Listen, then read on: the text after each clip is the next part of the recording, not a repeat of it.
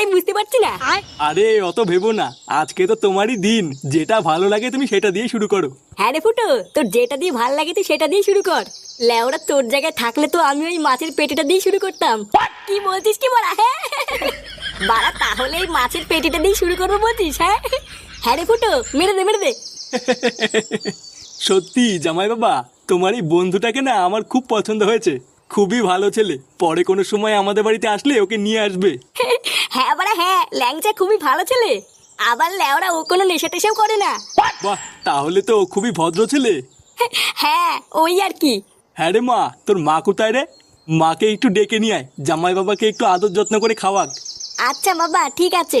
এমা না না মেশামশাই, আমি মাসিমাকে গিয়ে ডেকে নিয়ে আসছি।